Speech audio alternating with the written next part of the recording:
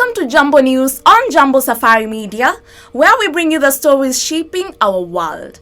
Well, today we are diving into critical issues from environmental disasters to political controversies. Stay tuned as we uncover the headlines. South Korea wildfires claim lives, destroys heritage.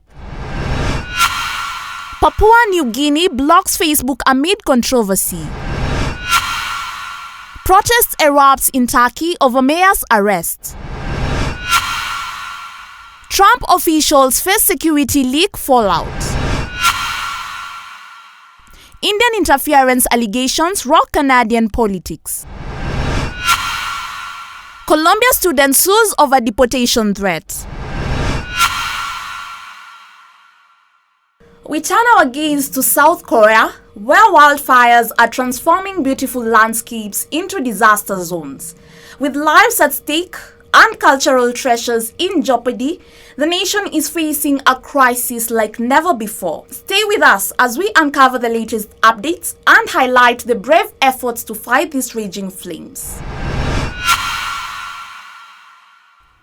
The wildfires in South Korea have escalated into a national emergency, claiming 18 lives and leaving 19 others injured.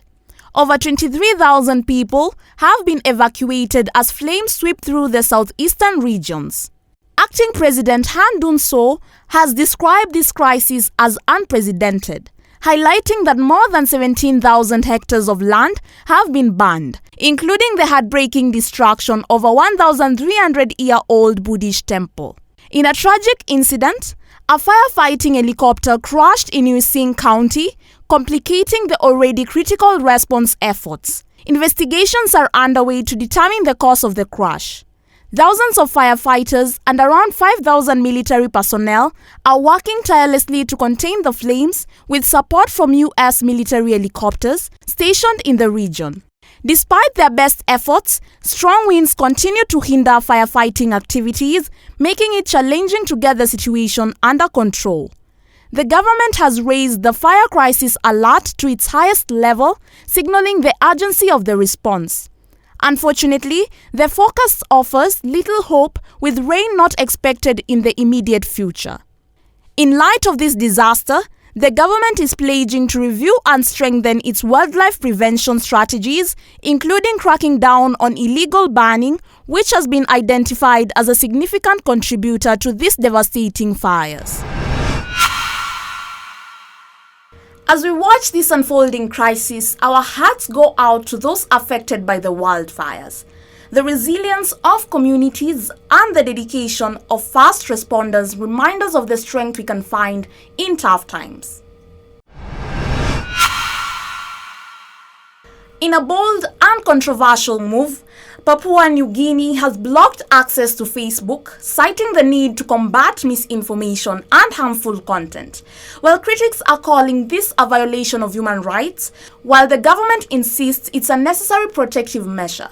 Well, let's take a look at the details of this unprecedented ban. The ban, which started on Monday, has been described by authorities as a test to limit hate speech and pornography. Police Minister Peter Tsiamalili defended the action, claiming it's about protecting citizens rather than suppressing free speech. With around 1.3 million users, Facebook is crucial for many small businesses and public discourse in Papua New Guinea. However, critics, including opposition MPs, have condemned the ban as a step towards political autocracy, citing a lack of transparency and consultation with key government agencies. Despite the ban, many users are accessing Facebook through virtual private networks. Concerns are growing for those who rely on this platform for their livelihoods, with calls for a swift restoration of access. This isn't the first time the government has taken action against Facebook, as it previously imposed a temporary ban in 2018. The ongoing debate highlights the challenges of regulating social media in a democracy. As Papua New Guinea navigates these contentious issues, the balance between protecting citizens and upholding free speech remains critical. We'll keep you updated on this evolving story and its impact on society.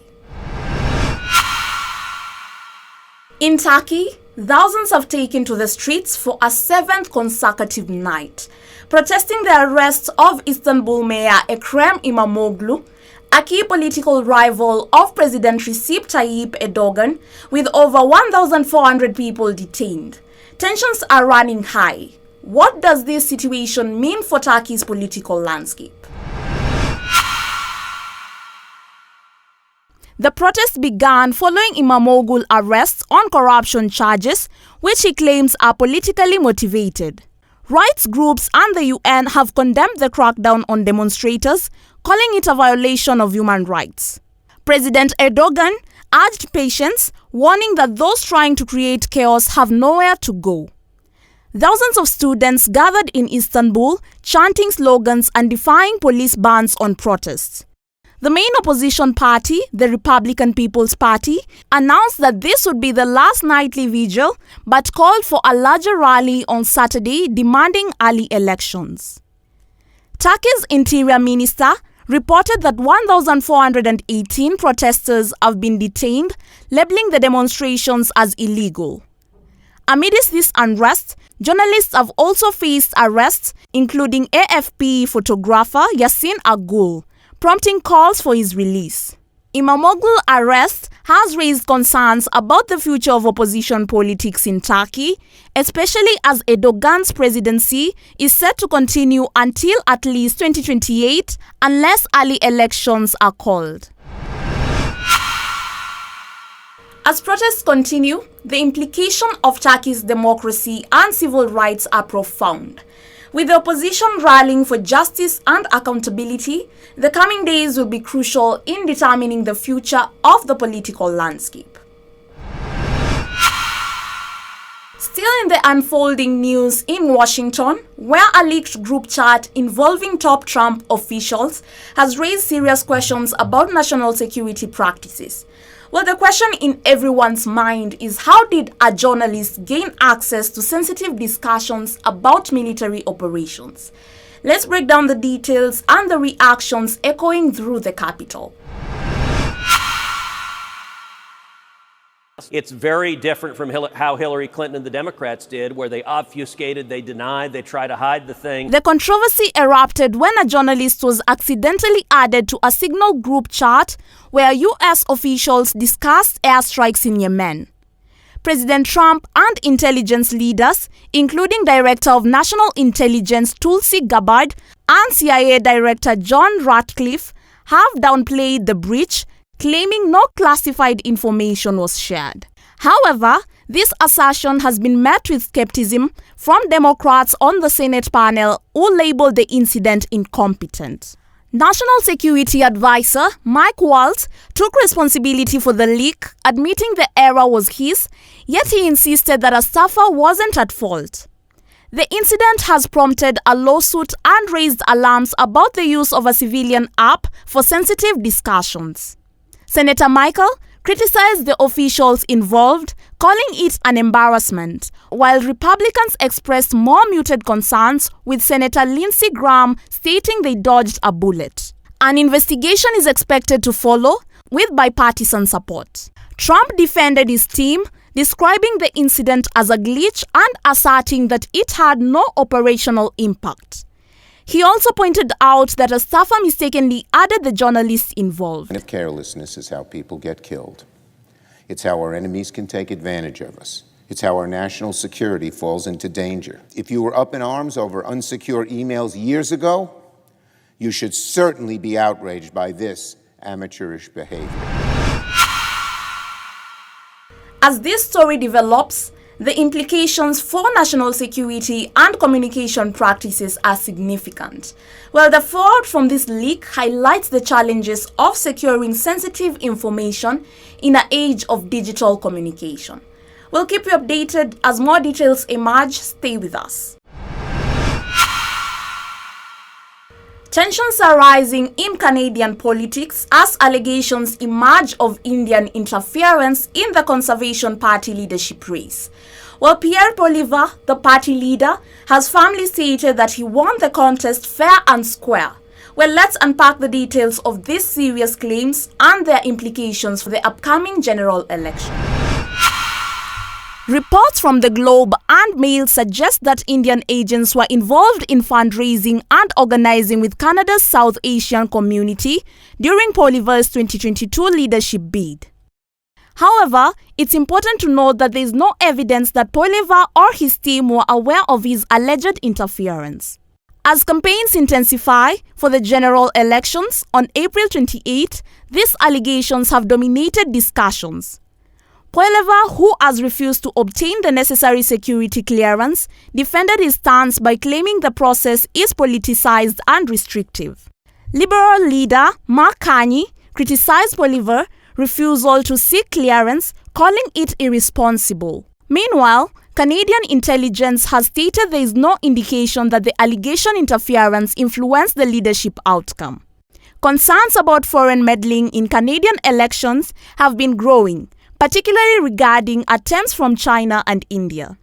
A recent inquiry concluded that while these attempts were troubling, they had minimal impact on past elections. As the election approaches, the Security and Intelligence Threats to Elections Task Force warns that foreign agents may ramp up efforts to influence voting through disinformation and other tactics.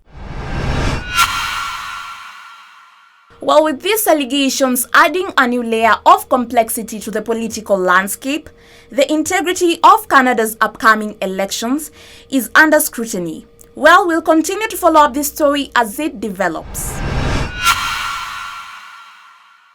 A Columbia University student is suing the Trump administration, alleging attempts to deport her for participating in pro-Palestinian protests. Well, this case raises significant questions about free speech and immigration enforcement. Let's take a closer look at the story.